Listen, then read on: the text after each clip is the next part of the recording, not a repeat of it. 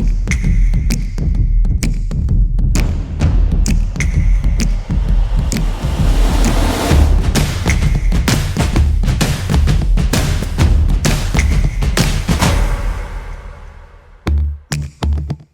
and welcome to this fourth event in our RESET.21 forum series. It's a series which is designed to stimulate the sorts of conversations that we need to have to respond to our current climate emergency.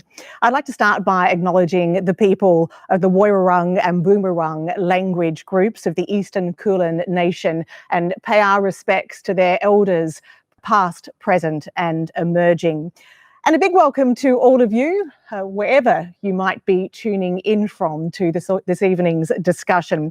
I'm Ali Moore, I'm a journalist and a broadcaster, and for my sins I've spent a number of years living in both Beijing in China and also in Singapore, which gives me a real global perspective on the current climate challenge, which is not irrelevant to our discussion this evening, which is titled Hot, Wet and Violent: Climate and Global Security Consequences.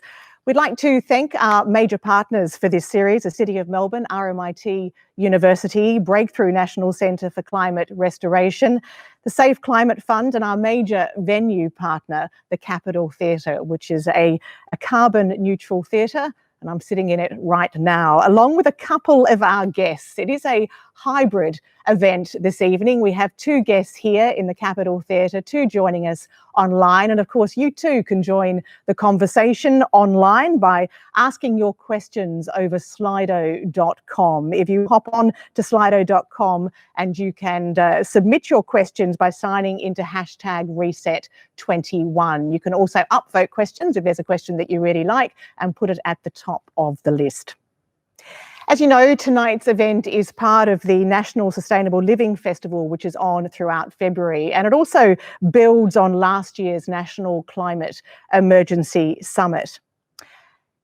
If last year, 2020, was an extraordinary year, well, 2021 is shaping up as no less so. The pandemic has really changed the geopolitical landscape, and there's plenty of speculation about what that means for the future, whether we will in fact face a more fragmented world order in the post-COVID era. But of course, right now, there is a significant threat to global stability, and it comes from climate change. It's very real and it's very present. Just 2 weeks ago, the US Defense Department announced that it will prioritise climate change considerations to mitigate what it calls this driver of insecurity. The implications of what is an unprecedented existential security threat stretch from individuals to communities to nations to regional and international relations. If there's a major drought in one place that affects food production, the problem doesn't end there. How are people fed? How are livelihoods earned? How is stability maintained? So very quickly, a challenge in one part of the world can become a challenge in another part of the world. And that is incredibly pertinent to this country, to Australia. We sit in one of the most climate vulnerable regions in the world. So how well prepared are we? And how much capacity do we have to respond? Tonight, there's some of the questions and the challenges that we'll look at, and the risks also that face Australia and the region unless we take urgent action to tackle and deal with the climate emergency.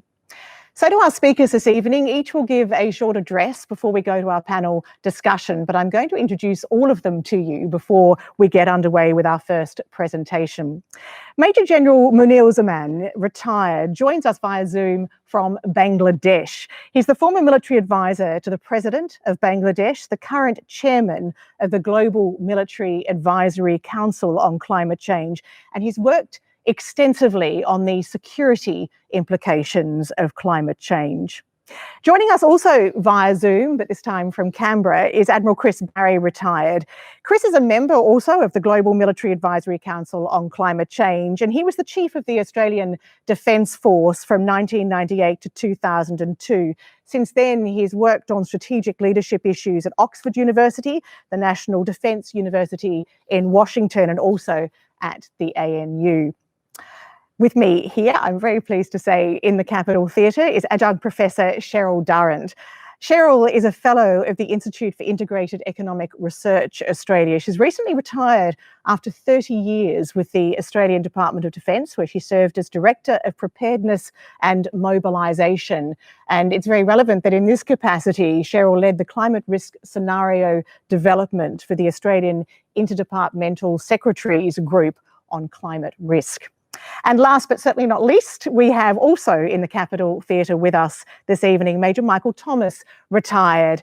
Dr. Thomas is a Senior Fellow for the Indo-Pacific at the Centre for Climate and Security. He's a graduate of the Australian Defence Force Academy, and he's also the author of the book, The Securitisation of Climate Change, Australian and United States Military Responses. An enormous welcome to our four speakers this evening. If you can just imagine this entire theatre filled with applause, that's what's happening in the individual living rooms and studies of our audience tonight. Our first speaker this evening is Major General Munir Uzaman. Major General, over to you. Over the next 15 minutes or so, as I can begin my presentation, I shall be talking to you about a case study of Bangladesh, because I consider Bangladesh to be the global laboratory for climate change impacts in terms of security implications. Everything that we talk about, the security implications of climate change, is happening here in Bangladesh right now. And those impacts are grave. So as we can see Bangladesh, you would understand that these are the implications anywhere else in the world, but they vary from country to country. But overall, what is happening in Bangladesh are the consequences that you would see in other parts of the world. Climate change today is recognized as a major security issue that poses serious global threats. Climate change can affect individuals, communities, societies, states, and regions. If unchecked, climate change is likely to aggravate old and trigger new tensions. It brings hunger, disease, poverty, and poses a threat to social and political stability of societies and states. NASA scientists have observed that the Earth's surface is warming, and many of the warmest years on record happened in the last 20 years. Climate change leads to other long-term implications such as sea level rise, loss of ice mass, melting of the glaciers, shifts in flower and plant blooming, and extreme weather events, and many more. Bangladesh, as I said at the beginning, is a frontline state in the face of climate change impacts. Bangladesh's economy is more at risk to climate change than any other country in the world. Bangladesh has also suffered an economic loss of $2.8 billion in 2017 alone, only due to extreme weather-related events. Between 1991 and 2018, Bangladesh faced 191 big disasters caused by climate change-induced effects. Climate change threatens the lives and future of over 19 million children in Bangladesh as of today. And today, Bangladesh also faces a major challenge of salinization. We have had several disasters, and the very recent ones are Cyclone Sidr, Ayla, and Amphan. The mean temperature across Bangladesh is projected to increase between 1.4 degrees to 2.4 degrees by 2050 and 2100. By 2050, with a projected 19.68 inches rise in the sea level, Bangladesh may lose approximately 11% of its landmass, affecting immediately 15 million people living in the low-lying coastal regions. It also has adverse impacts as we try to achieve the United Nations SDG goals. As you can see on the screen, it affects on all the major goals that we are trying to achieve, from goal 1, 4, 5, 13, 17, and many more. 27 million people are predicted to be at risk of sea level rise in Bangladesh by 2050. And I would say sea level rise happens to be one of the grave causes of security implications of climate change in Bangladesh.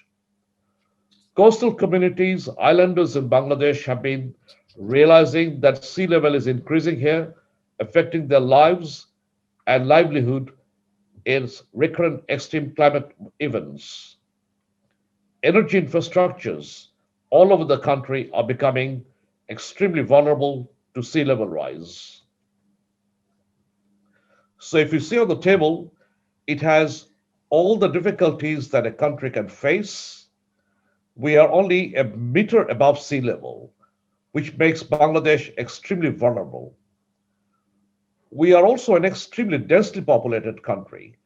Dhaka alone today has 18 million people in a very small unplanned city.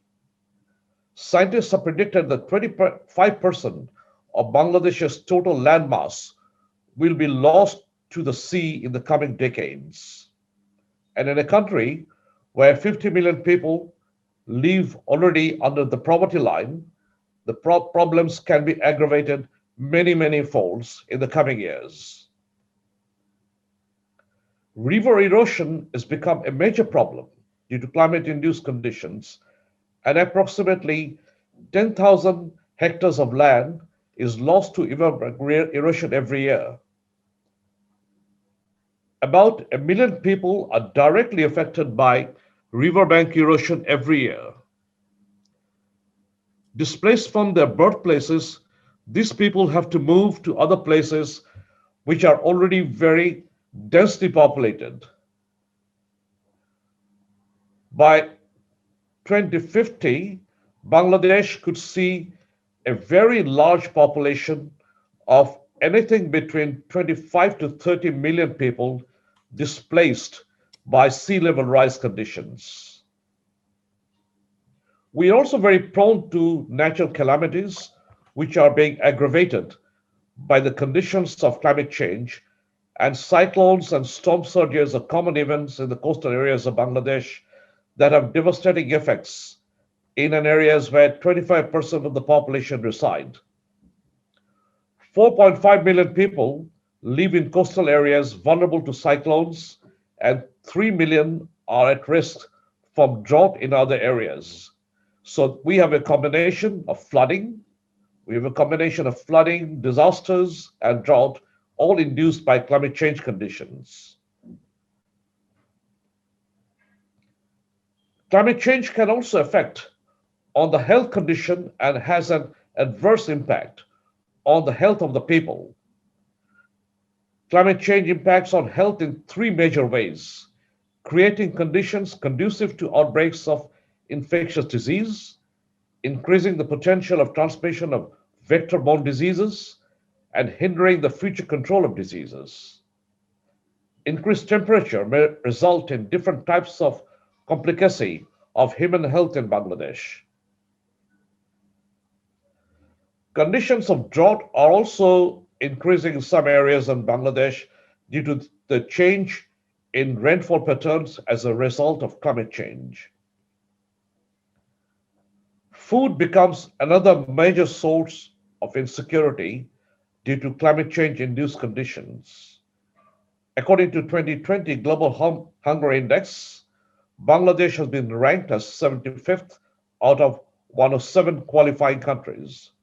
With a score of 20.4, Bangladesh has a serious issue concerned with the level of hunger, which is now becoming very serious in climate induced conditions. By 2050, rice production is expected to drop by 10%, and wheat production will drop by 30%, with little expectation of population growth to cease. So you can imagine, in one score, the food production is drastically falling due to climate change conditions, and our population continues to grow. So we have double challenges due to climate change impact conditions that affects the food security of the state. Water is another major source of insecurity in climate change conditions in Bangladesh. Water has become an element of mixed vulnerability for the country.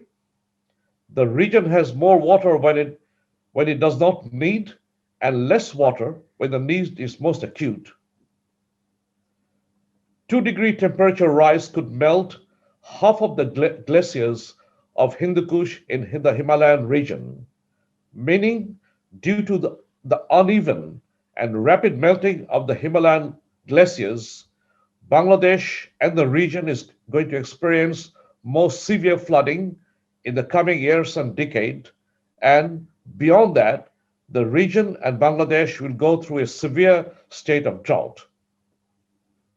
Increased flash floods, erratic droughts will devastate Bangladesh's existential water issues. The contamination of groundwater by arsenic has become another issue that is hitting the country as a whole. Arsenic poisoning in Bangladesh has already hit 50 million people and estimated to risk the exposure of arsenic through consumption of water from contaminated groundwater and pumping of tube wells has become a major source of health insecurity. And according to the WHO, this is perhaps the biggest mass poisoning of people due to climate change induced water conditions. Water salinity in Bangladesh is a major problem. There is severe impact of water salinity due to sea level rise and due to changes in the water flow patterns in our sweetwater rivers. This has been affecting the cultivation lands, which are mostly in the coastal areas, so therefore the food productivity is already falling. It also affects the salinity on our rivers, and we have a range of dying species of our sweetwater river fish on which much of the protein intake of the country depends, and a large number of fishing community also depends for their livelihood. Shortage of safe drinking water due to salinity intrusion because of increased sea level rise in the coastal areas has become extremely prominent. And areas like Barishal, Khulna, Chittagong will be affected severely by up to 55% by the year 2050. But perhaps one of the biggest problems that the country is facing or will face more severely will be from human displacement of people. Climate change could trigger large scale displacement and migration from one region to another in search of new avenues of employment and settlement. The forecasted land erosion will cause displacement of coastal population, most of whom are already poor and landless. According to several authors, between 64,000 and 1 million Bangladeshis are rendered homeless every year due to riverbank erosion. Climate refugees is going to be a major source of insecurity due to human displacement. Sea level rise in Bangladesh will perhaps take away a quarter of the land mass of the country and render a large number of people homeless, and they'll be in search of new places to live, settle, and find avenues of their livelihood. You must be aware of the world's largest mangrove forest called the Sundarbans, which is in the south of the country. This forest is under severe threat due to sea level rise and salinity.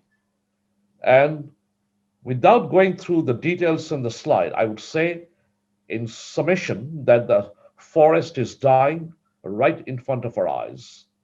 The forest is not only a source of livelihood to a large number of people who depend on it, but it is also a sort of a shield in the south of the country that protects the country from severe water surges and cyclones. With the dying forest, that shield is now eroding.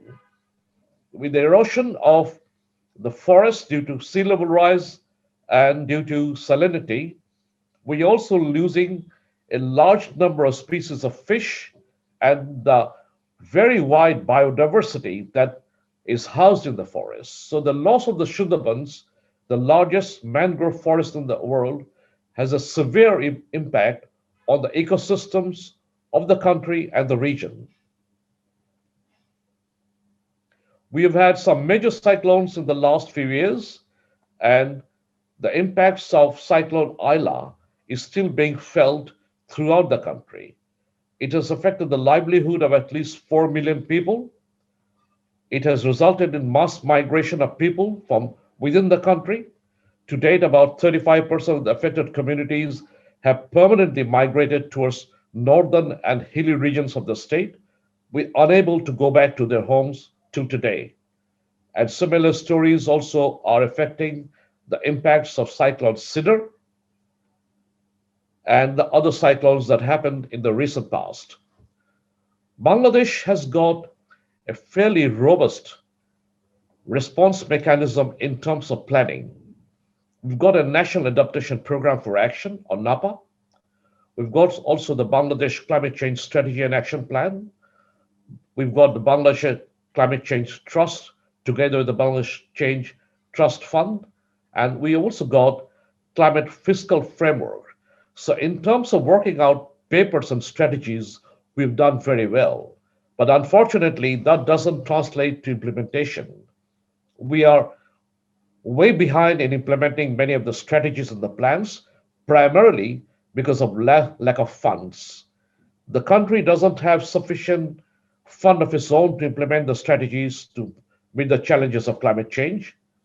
The international fund that was promised in several COPs have not yet been coming to the country like many other countries, and therefore we are still remaining extremely vulnerable to the threats of climate change, as I have very briefly introduced to you.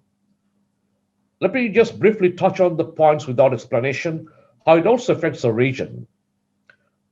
In South Asia, more than half of the world's total poor live in this region. So therefore, from demographic size, this is a place where bulk of the humanity lives today, but has become extremely vulnerable to the impacts of climate change. In the past decade, approximately 700 million people in the region were affected by one or more climate-related disasters. Between 2000 and 2017, natural disasters in the region caused damage worth 150 million US dollars.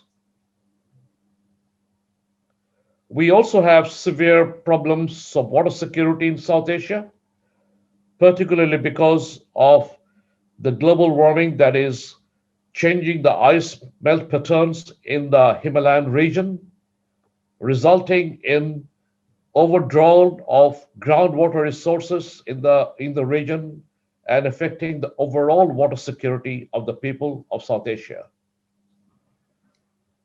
South Asia is vulnerable to climate change and weather patterns, which increases the risk of vector-borne disease and transmission. Increased rainfall and flooding are precursors of waterborne disease such as cholera, typhoid, and other diseases in South Asia. South Asia is also facing the brunt of disaster due to climate change induced conditions, and disasters killed nearly 500,000 people in South Asia over the past 25 years alone. Like Bangladesh, human displacement will become another major cause of security in South Asia because many people will be rendered homeless due to sea level rise, due to temperature rise, and other climate induced conditions, making them or forcing them to migrate from their homes to other places within the region and perhaps and most surely out of the region, because sea level rise will have profound impacts: coastal erosion, inundations of low-lying areas, salt intrusion, flooding due to storm surges and high tides, and habitat loss. These are the patterns of sea level rise impacts, not only in Bangladesh, but on the overall region of South Asia. So what should we do? There are many things to do, but I will just mention a few. We need an effective mitigation strategy, and that is a starting point. And I think we are falling short in this call in most places. In terms of South Asia, There will have to be securitization of the impacts of climate change in the region, particularly in Bangladesh, and therefore, in the response mechanism, like many other countries in the world, the military will have a definite role, and therefore the role of military must be strategized now. They have to be trained, they have to be tooled, and they have to be prepared. That calls for a series of contingency planning at all levels, at the level of the community, at the level of the state, at the level of the region, and at the level of the international planning and contingency mechanisms. We need more knowledge, information, technology, and expertise sharing and exchanges, not only within the region, but internationally and globally.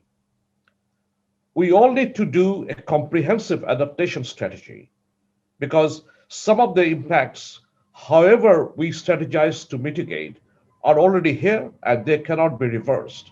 So therefore, strategization will be the only answer to them. We have to have international and regional policy frameworks which are compatible and are not exclusive to one another to cope the challenges. Climate protection must be integrated as a cross-cutting theme into poverty reduction in all areas. Global information and early warning systems have to be expanded so that countries and regions are better prepared with early warning systems that calls also for public awareness.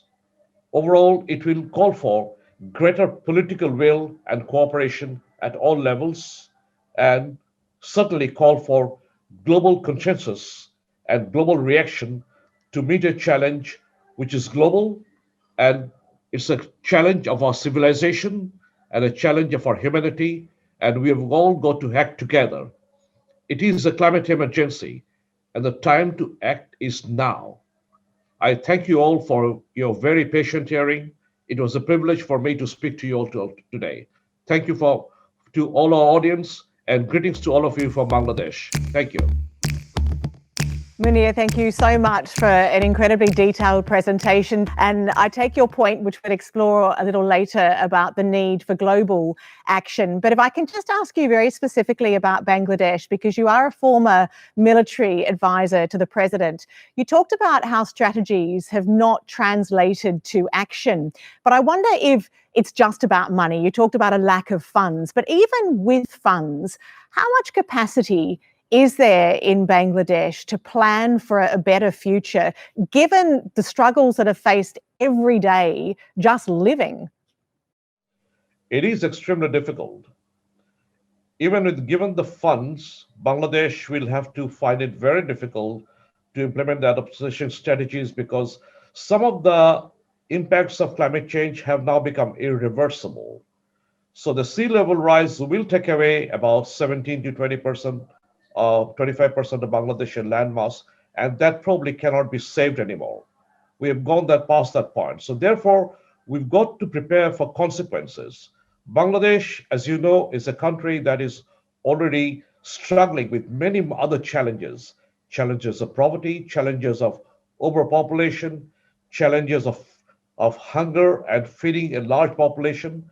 So climate change has all added on top of all that. So that makes the combination extremely lethal, which has impacts not only on the very basics of our needs for a living humanity, but it is now becoming an existential threat to the state.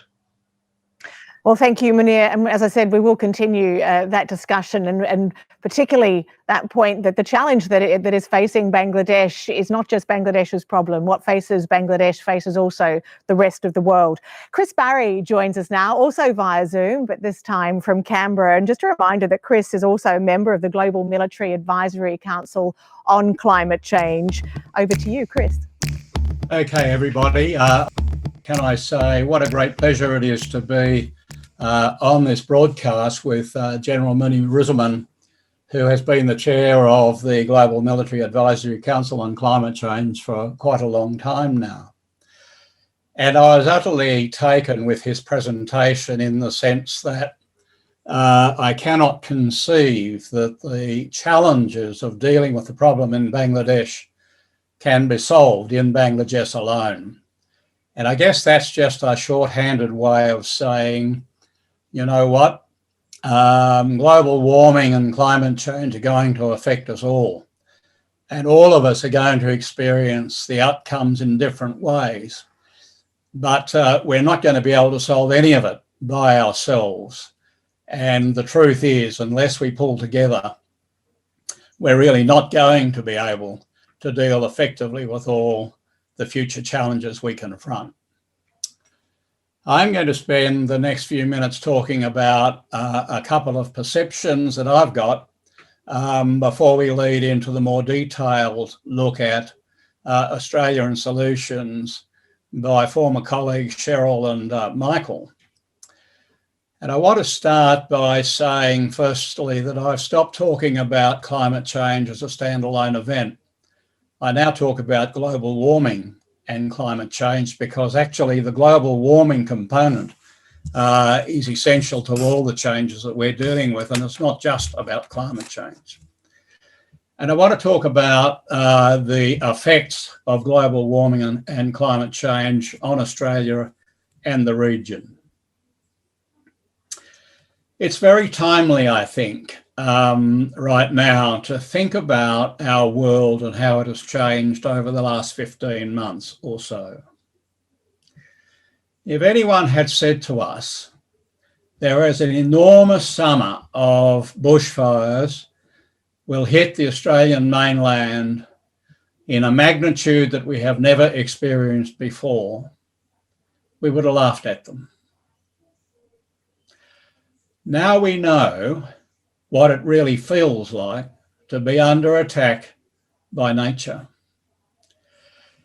And I know that many people in the Australian community have not forgotten what has happened to them a year or so ago. I've seen it in my not-for-profit dealing with post-traumatic stress disorder. The rise in the number of members in the Australian community now affected by PTSD has risen quite significantly as a consequence of the bushfires. It wasn't because the fires occurred in themselves. It was the suddenness of the onset of a world turned right upside down and that challenged everything that you thought was safe and that you thought you'd made the proper preparations for, and to find that nature could overwhelm them in an instant.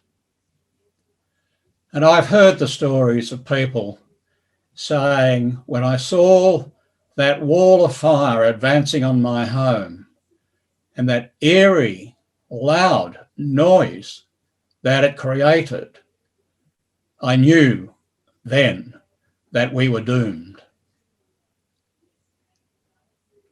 Now, those firestorms occurred all over the eastern coast of Australia and in some other places as well. And as we look back now, we can think about the health consequences, not just from heat, but particulate smoke as well. And of course, there are other now fallout consequences from the losses that have occurred and the destruction to the landforms. What's my learning from this? My learning from this is that we do need to be ready for reinvigorating our exploration of vulnerabilities and looking careful at all the comfortable assumptions that we've had to date about our future. Immediately after the bushfires drew down, we were beset by some floods in areas around Australia. And some of those floods occurred in areas that had been fire prone as well. So it wasn't just on one hand the fire, it was now the flooding. And then in March, to be exact about it, because I started collecting the figures, March 14, Australia experienced the onset of the pandemic. We're not out of the woods on the pandemic yet, And one of the reasons why this particular event has had to be basically online concerns the uncertainties that lie ahead. But I think we have learned a great deal out of the bushfires and the pandemic about preparedness, or a lack of preparedness, or an up-to-date lack of preparedness. And I'm pretty sure that Michael Thomas will expand on that as we move ahead. It's also relevant when we think about the role of the military in trying to deal with all these things, that in the height of the bushfire season in New South Wales, 78,000 volunteer firefighters were fielded to try and deal with them. Well, that is quite a considerable number more that the Defence Force can put into the field, even on a good day. So a second frame of my learning is we need to look again at how prepared we are in terms of assets and response capabilities for dealing with these vulnerabilities. We also learned in the middle of the bushfires, and to a lesser extent now in the pandemic, about communication systems, data systems, control measures, and about leadership. Frankly, on leadership, I think our state governments can take great pride in their ability to deal with both situations, despite the stresses of being not properly resourced and not getting adequate guidance from their federal counterparts. I think communities in Australia have also learned lessons about resilience, about the importance of community, and about rebuilding relationships at community level so people can help each other in the absence of more formal measures.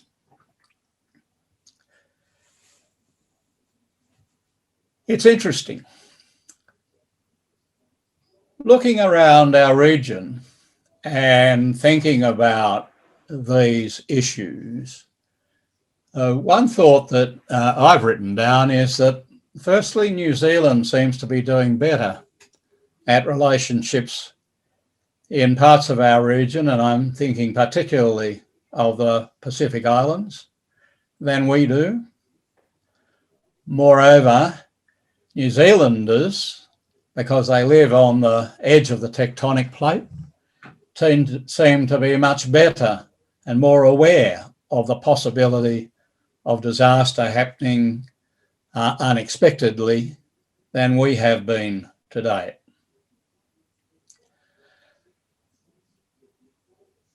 And the other part of this equation is when I look to our north and a country like Indonesia, I wonder to what extent issues of global warming and climate change offer opportunities for Australia to build better bridges with that country for reasons that I will finish up with in this short presentation.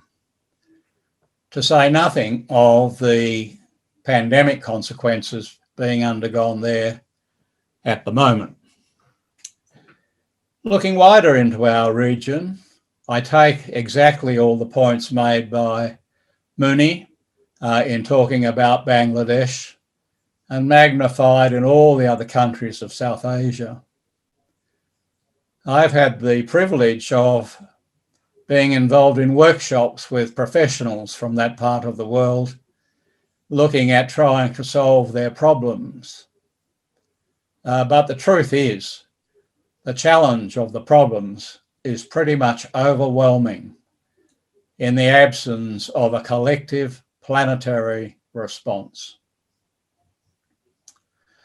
And finally, of course, we shouldn't forget to think about the countries of Southeast Asia and North Asia that don't look very often at our country, other than through the eyes of, I think, being rather jealous about the things we enjoy here in Australia.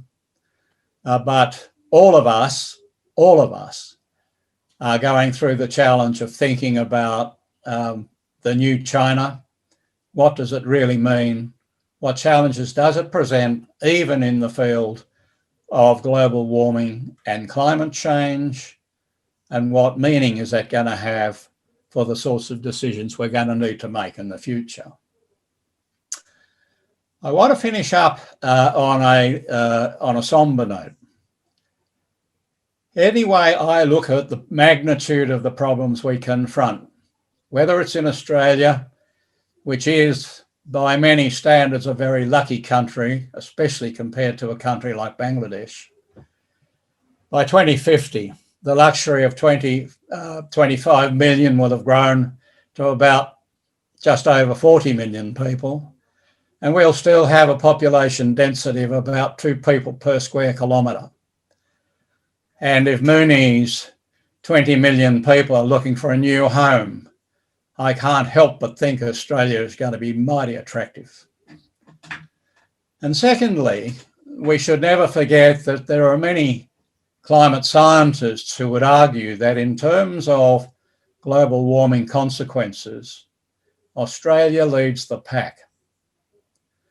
We've all seen it, the new colours for new temperature gradients at 50 degrees C plus, and the experience of an Australia where temperatures of over 40 degrees that were once on average about 5 times a summer are likely to head towards 30 or 40 times a summer by 2050. And finally, that our own management of the environment still leaves a lot to be desired. At the current rate of progress, it's my prediction that we are headed to somewhere between 3.5 and 4 degrees global warming by 2050, and that is a prospect that none of us can contemplate as we confront the challenges. And we must never forget that we're not fighting the events of the last war, but the war to come against global warming and climate change. Thanks very much. Chris, thank you. Just a quick question before we move on. You started and you talked a lot about the learnings, and I just wonder, when you look back a year ago to those horrific bushfires, if there was any silver lining, it was that it drew enormous attention to the issue of climate change. Do you think that 12 months down the track, we've lost that momentum? I think it's a risk, and I think it's an unpalatable risk even now. I would say there's a 40% chance that's going to happen, Ali. And I also think my learning is the state premiers did a lot better than the federal government. I think state premiers have written a new mantra, which is that people are more important than an economy. You can't have an economy without people, and you can always rebuild an economy. But you know what? We can't get back 909 people who died in Australia from the pandemic. And moreover, when we take out from our pandemic deaths, the deaths in aged care homes in Victoria, which is fundamentally a federal government responsibility, our performance was a lot better than it looks on the start record of the figures. Well, let's hope that 40% chance turns to something much lower by conversations like this one, which hopefully will spark the sort of action that we need. Chris, thank you. Cheryl Durant joins us next. She is with us in the Capitol Theatre here in Melbourne, and Cheryl recently retired after 30 years with the ADF. Over to you, Cheryl. I'd just like to take 2 key points from both of our first 2 speakers. I think that's really important for setting the context of the question of, are we prepared for this and what do we need to do? So the first of that one is, it's global. Climate change is not a necessary national security problem, it's a global security problem or a planetary security problem.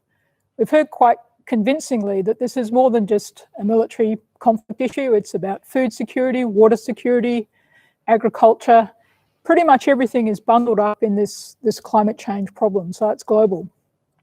It's also an emergency. Get absolutely clear, this is now a climate emergency. I think that's come across very clearly from the first two speakers. Unfortunately, if we'd had our sort of hindsight and perfect forecast vision, we would have been acting on climate change 30 years ago. Or perhaps if we delayed a bit, 10 years ago. We missed those opportunities, so we now can't have a slow transition to dealing with climate change. We need to have a climate emergency mobilisation. We need to recognise, and it's the first sort of key principle of preparedness is look honestly at the world as it is, not as you want it to be. I think a lot of us would like to go back to the world as it was, certainly in Australia, before COVID or before the bushfires. It's quite a comforting feeling, or quite a comforting thought. We can go back to how we were. But in reality, that's passing now. We've heard from Bangladesh, the crisis is impacting them now. It has been for decades. We've heard from Chris about those communities who were hit by the bushfires in Australia at the start of last year. Climate change is very real for them. It's not something happening in the future. So the real first thing of preparedness is take a good, honest look at what the risks and vulnerabilities are. And I think at the moment, that's where Australia is lacking. We haven't had a national security risk assessment or a climate risk security risk assessment. It's just not there. Other countries have done this, and more broadly than just looking at the military, across the whole of society risks. And that certainly is the thing that needs to happen now. We can't just rely on a technology roadmap, because that technology roadmap's not informed by a real deep understanding of our risks and vulnerabilities. Now, some good work has been done. The Department of Home Affairs produced an excellent study of Australia's vulnerabilities, the Australian Vulnerability Profile. But it focused on a narrow set of disaster risks, and climate change is more pervasive than that. It actually impacts on some of those geostrategic issues that COVID has surfaced, like the ability for us to get medical supplies through a global supply chain if we don't manufacture them here. It's also highlighted quite recently our reliance on fossil fuels, another part of our supply chain, which we're reliant on the globe providing us.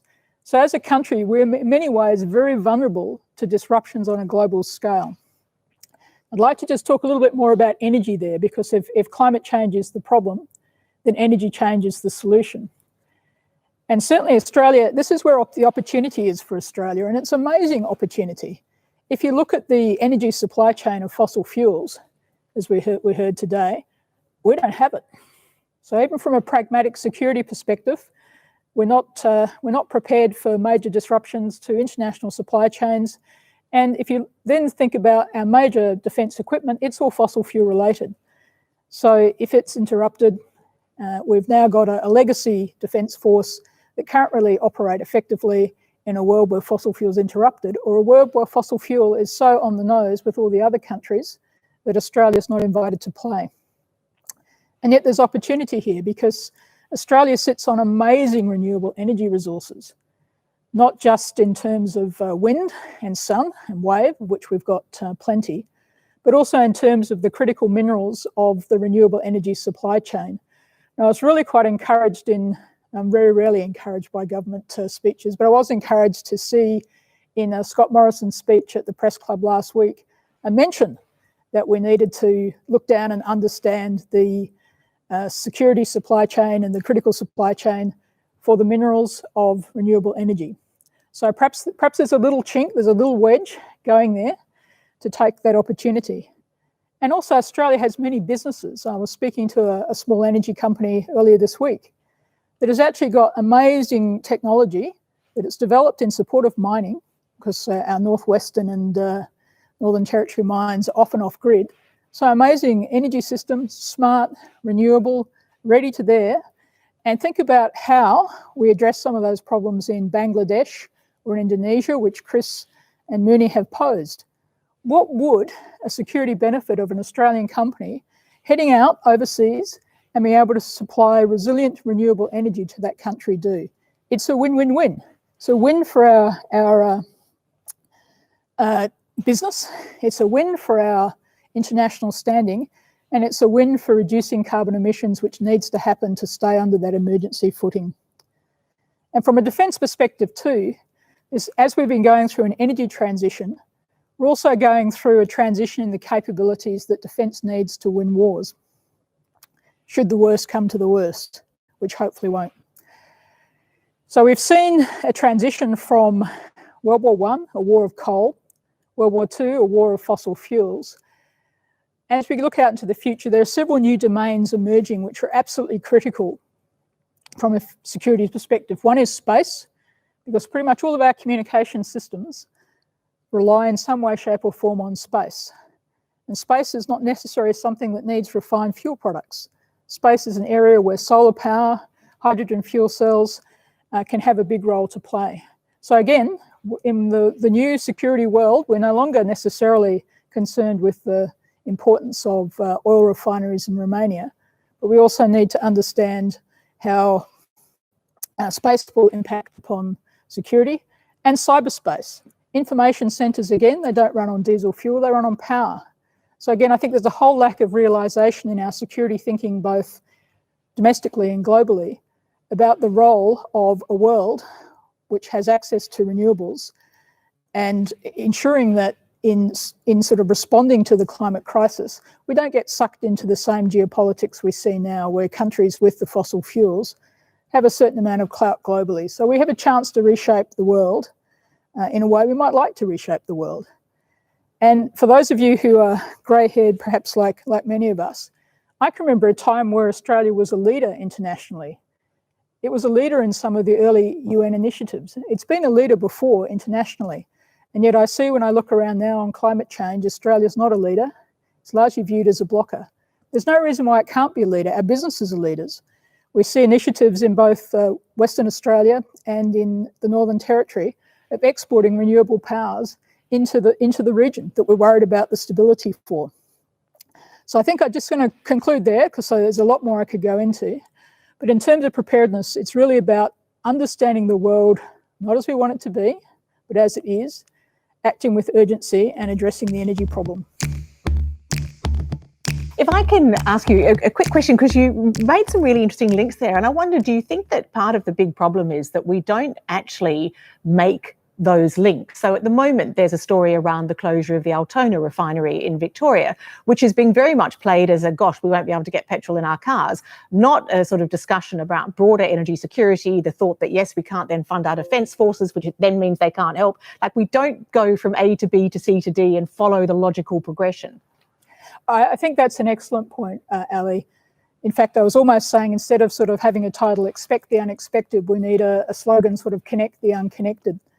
And really, we tend in Australia, we're great at response. We're really great at putting band-aids on problems when they arise. And we address a problem in a silo over here, health, or a silo over there, fuel.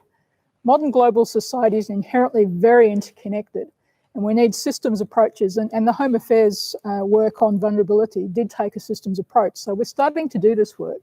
And we also have very powerful big data and artificial intelligence that can start to unpack the complexity of the modern world, because certainly it's too difficult for individual human minds sometimes to get round how complex global supply chains are and what a policy decision about a fossil fuel refinery is going to do on Australia's standing internationally, or on agricultural minerals. And one of the points that I recall is Queensland, when they had closed the refinery some years ago now, suddenly found that they didn't have the bituminous products they need to resurface roads. So if we are going to move off fossil fuel, what are we going to be resurfacing our roads with? So there's all these complex questions to answer. Yep, Cheryl, thank you. The knee bone is connected to the thigh bone, and so it goes on. And of course, Cheryl will join us as we continue our conversation. Our last speaker this evening, before we do open it up to questions, and just a reminder that you can put your questions through by logging on to slido.com. Our last formal presentation is Dr. Michael Thomas. And as we said earlier, Michael is a senior fellow for the Indo-Pacific at the Centre for Climate and Security. Michael, all yours. Thank you, Ali. When Australians think about who provides national security, many people instinctively think that it's the military that does this job. And while they might, we spend $43 billion every year on the ADF alone. And it's a fun fact that, in a global context, There are more than 100 countries that actually don't have a GDP that matches the ADF's annual budget. When capability acquisitions are factored in, taxpayers will fund the military to more than $1.5 trillion out to the next decade, to 2030. So that's $575 billion. So each of us has skin in the game to ask, how does climate change impact the ADF? Does it have the right resourcing to meet the challenges of climate change? Does it have the right equipment? How does it impact its training, its infrastructure, the vast defence estate, its personnel, soldiers, sailors and airmen? And what about social licence aspects in relation to its own fossil fuel use, which is not inconsiderable? And what's its strategy? And I guess optimistically, can defence industry actually be part of the solution to develop clean energy fuels for not just our military, but also for commercial spin-off? Scratch the surface and more fundamental questions emerge also. 2020 provides a stark example, as we've been hearing. $40 billion couldn't prevent a pandemic, nor could it prevent the bushfires. So ironically, while we have never spent more on our security, we have never felt more insecure. And so all this begs the question, is the government responsibly investing for the security consequences of the Anthropocene, of which climate change is a major part? For the purpose of this short presentation, I submit that climate change is having two main impacts on the Australian Defence Force and the military. And I'm really going to, I guess, downscale and narrow the conversation to defence in particular. The first is the international geostrategic dimensions, and this has already been touched on. The basic equation is this, though. If you add more greenhouse gases, then you end up with a less secure, more hostile world. It's imperative that to prevent this from happening, that we decarbonise the global economy, and it needs to start now. In the lingua franca of security studies, climate change is a threat multiplier, and this has been touched on.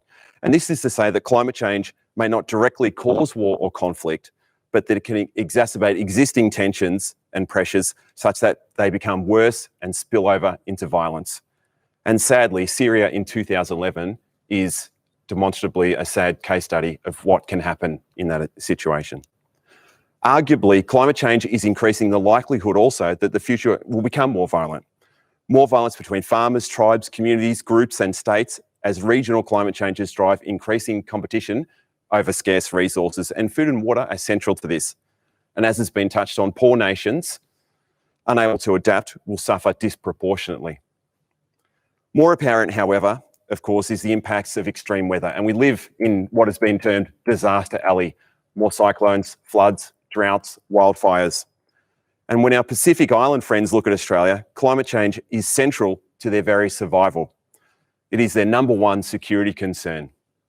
So climate change is influencing the international security dynamics of nations and people, and in this, in turn, influences how the ADF is structured and how it prepares and delivers on its international responsibilities. The second impact, of course, that climate change is having is on the home front. Unlike earlier eras where the enemy was over there and we built and structured our military around a particular adversary just a little bit better, not too much, but just a little bit better so we could succeed. Well, climate change is a threat that undermines the military before it's even left the front gate. Here are some examples. The ADF is the single largest landholder in Australia. It has dozens of bases at sea level. Naval ports, airstrips, army bases, you name it, 3.5 million hectares, 30,000 buildings, 72 major bases, training areas and research facilities. Many of these ranges are, ironically, ecologically in pretty good shape because they've prevented development from occurring where they've been located. $68 billion in value. It's truly a national asset. Climate change undermines the capability of the defence estate. Sea level rise, inundation from storm surge and extreme weather all present increasing risk to the defence estate. As shareholders in the ADF, have we been adequately informed of these risks, and are the bases resilient to climate risks, and what is the ADF doing about it? Casting forward, the ADF will need to be much smarter how it integrates with local and state planning authorities on climate adaptation.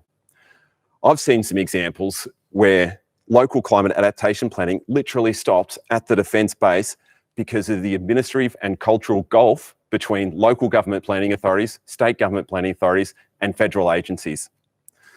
ADF bases tend to think and act with a federal mindset and often lack strong participation and engagement at the local level. So this needs to change. Defence bases are not islands unto themselves, and physics simply does not work like that. Related to the defence estate is forced mobilisation, getting the ADF out the door. These bases rely on the support of critical civilian infrastructure, power, water and sewerage services, transport links, supply lines and so on. Climate change presents risks to these key enablers. So thinking through the interdependencies and climate resilience of those critical enablers is crucial. Many bases, Army ones in particular, are also in fire-prone areas. I think of Puckapunyal, High Range in Townsville, Canungra, Shoalwater Bay in Queensland. Longer fire seasons are impacting Army's training cycles. We've seen how this can go dramatically wrong. The State Mine Fire in 2013 burnt more than 100,000 hectares. It cost 2 lives and destroyed 500 buildings. That was caused by a defence live fire training exercise just out of Sydney. In 2019, a fire that ripped through the World Heritage Rainforest near Canungra was suspected from the nearby Kokoda Barracks. And then, of course, in January last year, a defence helicopter, the landing gear of that defence helicopter, ignited a fire in the Namadgi State Park and burnt out 80% of that national park. So these are real issues having real consequences for both the ADF, but also for the adjacent communities. And it will begin to prompt a rethink on the suitability of training grounds in near peri-urban areas, local communities, and also national parks. Military training in hotter climates also becomes more difficult. The impacts of heat stress on soldiers, sailors, airmen is a real one that requires adjustments to when, where, and how soldiers train.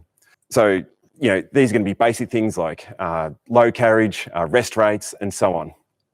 Military is trained for tough situations, but heat stress is an issue that even affects top athletes. I've just finished reading Paddy Manning's book, Body Count, and I think this gives a good idea on the wider impacts of climate change in terms of air quality and other health-related consequences that will be experienced by not just ADF members, but also their families. It's difficult to stay focused when you're on deployment, but to have your family impacted as well is doubly difficult. Of course, Black Summer showed that climate change is also altering the frequency, scale, and intensity and duration of homeland defence operations. Mallacoota, Kangaroo Island, Batemans Bay, Cobargo, Australia is now the front line. Operation Bushfire Assist saw some 9,000 members deployed across 4 states of Australia for 6 months. 500 foreign military personnel also flew in to help out. It was the largest peacetime deployment that our nation has seen. And I think it changed how people view the ADF. The ADF were out there as vets, they were out there as engineers, they were providing clean water, sanitation, and succour to the local communities. So I think this is starting to change really how we view the ADF. And I think Peter Jennings' comments, who heads up ASPI, had a good point here in the aftermath of the bushfires on the idea of re-rolling and changing and perhaps strengthening the role of reservists to play that more local connection with communities in times of disaster relief. In a very different context is emerging in the use of the ADF. There is a shift in community expectations that the ADF will be there and that this is part of core business. In one sense, climate change affords an opportunity to rethink how the ADF should be structured, how it engages, trains and plans with state and local authorities, and also where the weight of effort should lie in terms of its capability balance. It also leads to discussions on how defence industry and research efforts can lead on the development of new fuels. That coincidentally could have the dual benefit of making a military fleet cut the tether from oil and also have commercial spin-offs.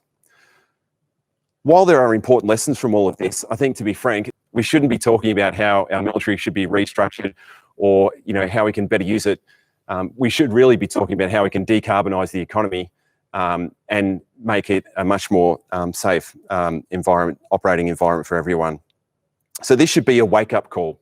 To avoid Black Summer becoming the Black Decade, we need to immediately decarbonise our economy and focus on recovering from the damage that's been done.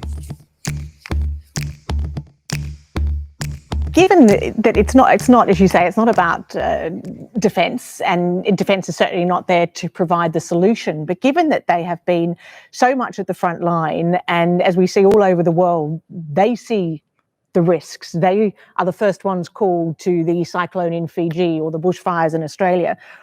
Why is defence relatively silent from a public point of view? And please feel free to take issue with me, but I rarely see an ADF person out there beating a drum. It's a really good question. I think the ADF is being challenged. It's a highly politicised issue in Australia, first and foremost. And the ADF being an apolitical institution really finds it very difficult to navigate around those sensitive political issues. So I think that's one of the, to the nation's detriment, that it has become highly politicised, has been one of the reasons why the ADF has almost been unable to be out there discussing it in the public, communicating what it's doing about climate change, because it is doing things about climate change. But yeah, from a public point of view, very difficult to convey that while it's highly politicised. And we'll pursue the issue of the ADF a little bit later. Thank you for your presentation. Just a reminder, if you hop onto slido.com and if you log into RESET.21, if you'd like to ask a question. And in fact, one of the questions that's come through is indeed the question that I have, and I'd like to start by posing to Munir, just to try and narrow this down without being a warmonger as such. But the question says, through which pathways do you think climate issues may lead to international or military conflict? And just to add to that, my question was around where you see the biggest security threat in the region. Is it water? Is it, the impact of that leading to mass mobilization of people? Is it regional conflict? What is it, do you think, that's likely to be the greatest source of a threat to global security? Munir, can I ask you? Yeah, thank you, Ali. I think the 3 points that have been touched are the key sources of insecurity. The main source of insecurity, as I can see, is human displacement. For the reason that I said this, because we've seen that a few thousand conflict-ridden refugees in Europe almost destabilize the political systems in the continent. These are the refugees that came out of the Syrian civil war. But here, we are not talking about thousands. We are not even talking about hundreds of thousands. We're talking about millions of people on the move. And when millions of people are on the move and trying to find out a safe and a dry place for themselves to live, they'll go anywhere. They'll go to any country, any continent. So that is going to be very destabilizing unless we are prepared for that and we have international frameworks and response mechanisms to cope with that. The second issue of insecurity is going to come from a constellation of food, water, and energy security. And in that, food and water are going to be in the forefront. In the context of South Asia, I would say that if there is ever a conflict in South Asia, it's going to be triggered by water insecurity, because now we have grave water security issues between China and India over the Brahmaputra water. We have grave security challenges of water sharing between India and Pakistan over the Indus Water Treaty. And imagine, these are all countries that have had a history of conflict. These are all countries that have the largest conventional militaries and also have nuclear capabilities. So we are really sitting on the top of a volcano in case if there is any conflict that is triggered by water conflict or hydro conflict issues. And the third one might come out of resource sharing and resource conflict, but that I would put that at the bottom of the 3 in that queue. Thank you. Thank you, Munir. Chris Barry, if I can ask you the same question, where you see, I suppose, the greatest source of instability, and you actually finished your formal presentation by a reference to Australia being a very attractive place. Is that where you see that the greatest source of potential instability, mass movement of people, and many perhaps heading south? Look, I think it's pretty hard to predict precisely how instability will unfold in this nature. Years ago, I gave a presentation which began with the idea that it was starvation of the soldiers that led to the Russian Revolution and the establishment of the Soviet state. And Mooney has already put his finger on the problem of South Asia. The lack of fresh water to those countries is going to affect food supply. And that is going to affect how people look at each other and treat each other. And under the pressures of starvation and dehydration and health issues, the civil societies will collapse very quickly. So I've been in the Parliament House. I've predicted the flight of Bangladesh people to Australia. And I was asked by a particular minister that I won't name how many. I said, well, let's just say 10 million for a start. They won't all come at once. They'll come in dribs and drabs. But imagine our 46 million sitting here, fat, dumb and happy and reasonably comfortable, looking at this sudden change. And frankly, I don't think that's a future that I like the look of, because it's going to make it ugly in almost every way you can think as we struggle to survive on the planet. It's the whole discussion that we're having, where we have a focus on climate change as a security issue. This leads to the next question, which actually I'm going to put to you, Cheryl, but it is a very interesting one. It comes from our audience. Do you have concerns that militarization and securitization of this issue will lead to nationalism and prevent refugee flows into neighbouring countries? I think it's a great question, because we don't often, this security focus is one that is not necessarily new, but it takes a slightly different tack and certainly broadens the argument, and is one that helps to create more pressure for change. But there's a flip side, isn't there? There is, and having worked in the national security world for 30 years, I think one of the dangers is to think in that way about climate change as a problem. Because climate change doesn't have an enemy. Who's the enemy in climate change? Is it America? Because they've got historically the largest emissions. Is it Australia? Because we've got the biggest emissions for GDP. Perhaps we should go to war on ourselves. Or is it China, because they have the still growing emissions and now the largest emissions? So there's no clear enemy. And national security really works in a world where there's limited resources or attractive resources, one group, another group, and they compete over those resources, and one wins or loses.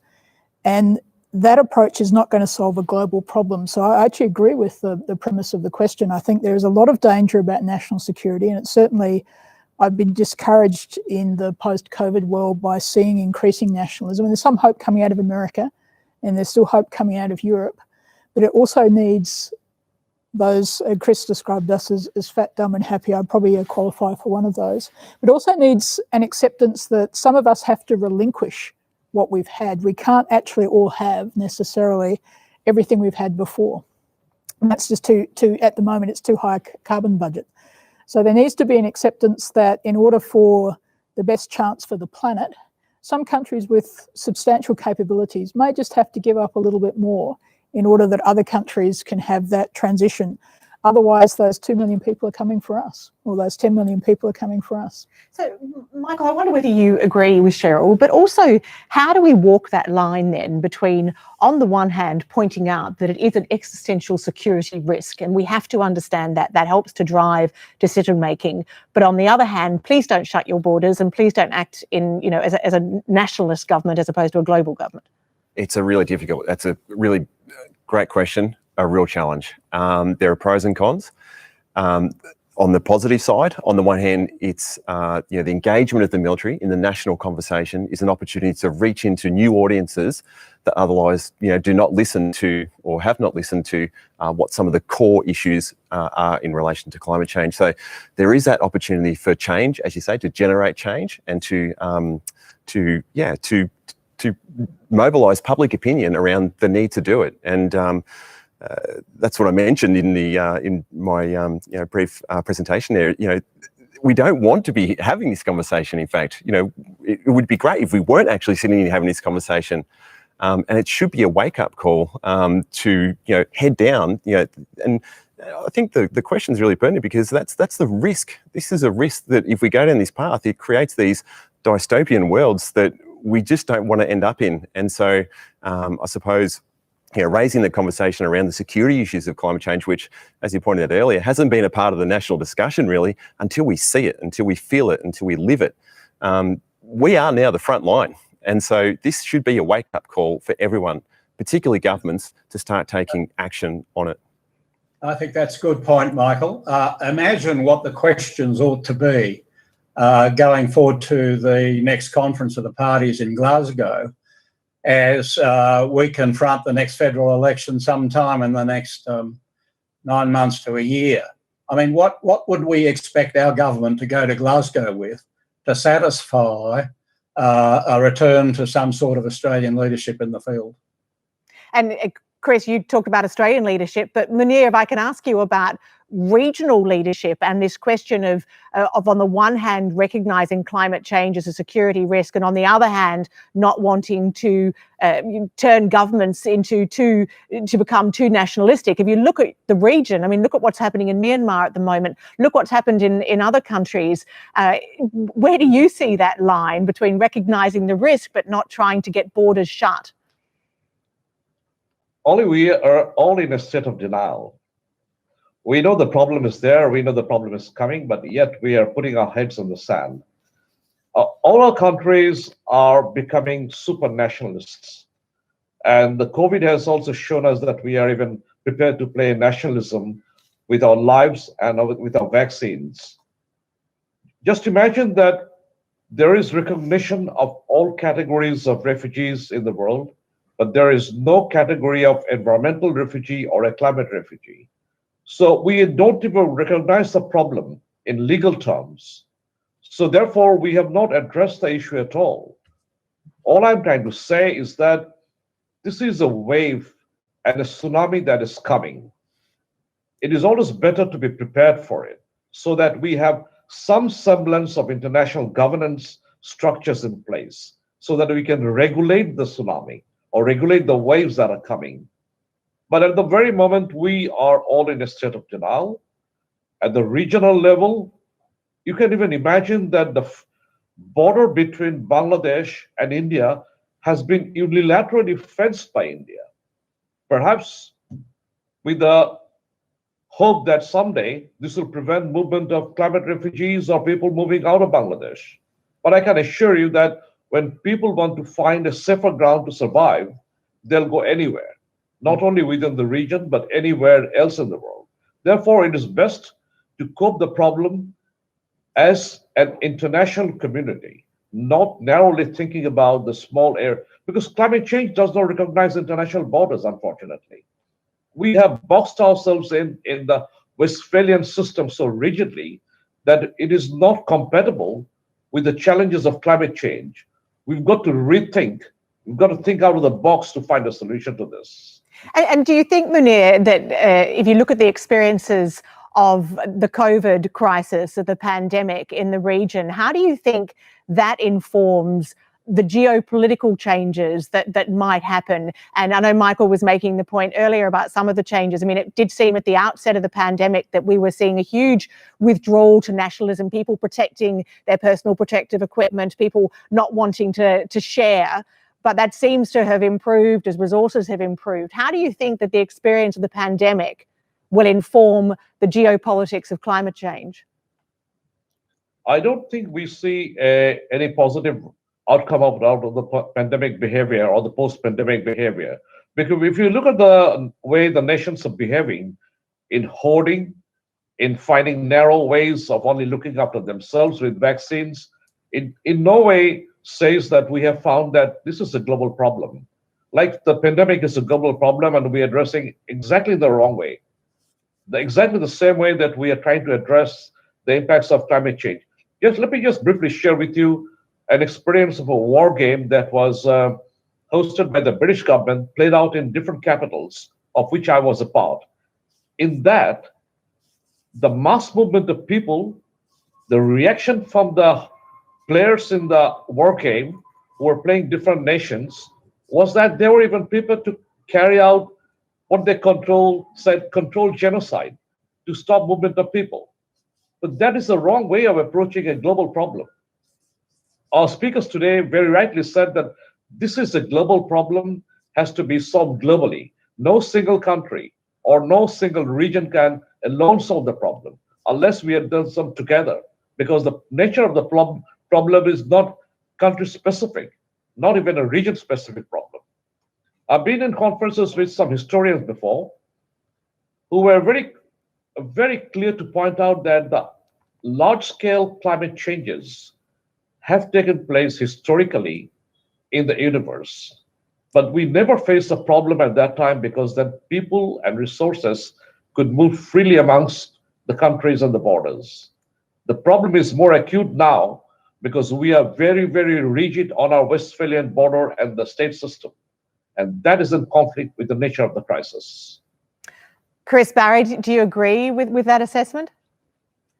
Well, I think it's fascinating to hear. I agree with a lot of that content. I mean, you know, we've seen it here with state versus state, that sense of our state's somehow different to your state, et cetera, et cetera, et cetera. And as I said in mine, I mean, some of the challenges we're trying to deal with are truly planetary, and you just can't deal with it in one place at a time. And so we need the collective effort. Put in another way, you know, we're going to grow the world population's estimated by 25% between now and 2050. And every one of those new human beings is going to be a food eater, water user, an energy consumer. You know, they're all going to contribute to the problem. And the way, what worries me about that is, wow, if we can't solve this problem now with 7.5 billion people, how are we going to do this with 9+? It's harder. But I don't want it to all be black. I do think that some of the experience I've had working with the younger generations who, in my words, better educated to these problems than my generation, I think they're much more open to the kinds of solutions that Mooney's talking about. And I'd like to see a greater sense of global citizenship and not national citizenship. You know, that's potentially where we need to go, to take the old leaders out of the way and let some of these young people have a go. I was going to say, Chris, I like to finish on a note of optimism, but I'm not sure that was entirely optimistic, because a lot of us will just be sort of cut off if that's the case. But I take your point there about a new generation coming through, and the idea of being a global citizen as opposed to a national citizen. And for fear of maybe not being so optimistic, but Michael, I just wanted to know, is there a point at which, when we look at particularly looking at it from the perspective of Bangladesh at the moment, we look at the security risks posed by climate change, is there a point at which we just run out of time? Gee, I'd like to think that, no, I'd like to think that these are solvable challenges. And we've been talking about the impact of COVID, and, you know, that there's a lot of bad news out there. Well, actually, COVID has actually, you know, been a silver lining in terms of a reduction in global emissions, up to almost a 7% drop in 2020 emissions globally. Hell of a way to get so there. That's a great kickstart on the way to decarbonising the economy, almost a free kick in many respects. So if we can keep on that trajectory, then some of the things that Munir was talking about, you know, they'll be averted if we can do that. So I've come to realise myself that you've got to maintain hope in this, and you know, grab those that present that hope. So yeah. And indeed, Cheryl, you talked about opportunity. Yes, so I think we also have to remember that we don't know when or where the sort of some of those black forecasts may occur. And so we need to look at it like every fraction of a degree matters. So we might have missed 1.2, or we're at that now. We might not get 1.5, but we're not really sure where those catastrophic impacts will hit in. So it's not time to throw up our hands and say it's all too difficult. It's time now to say, well, we've got to work hard for every fraction of a degree. And Chris mentioned the optimism in youth, but I'm also optimistic with some amazing combinations of organisations around the planet, including the City of Melbourne's Regen initiative that's happening now. There's great citizens groups forming. There's multinational groups like the C40 Cities group, the Rockefeller Resilient Cities. So where nation states, that system may be failing, new cross-nation, cross-people, cross-community, cross-generations and gender organisations are moving to fill the gap, and we've just got to help them move faster and fast enough. And we mustn't use the need to be a global citizen as an excuse to kick the can down the road, because yes, no one can do it alone, but it takes everyone to do it together. Yep, exactly. Look, an enormous thank you to all our speakers this evening and to you for chiming in with your questions as well. If I can thank Major General Munir Uzaman, Chris Barry, Cheryl Durant and Dr. Michael Thomas. I'd like to say, well, that's my clap, one hand clapping there, but you can imagine that there are claps all around from those who have been listening to what has been an absolutely fascinating conversation and certainly a lot of detail that we've learned about the situation facing so many in the world. The next RESET.21 forum is on Saturday at 1 o'clock in the afternoon. You'll be pleased that after tonight's hot, wet and violent theme, the title for Saturday's discussion is The Cooling Conundrum. And on that note, I'll thank you very much for joining us. Thank our speakers. Stay well and stay safe.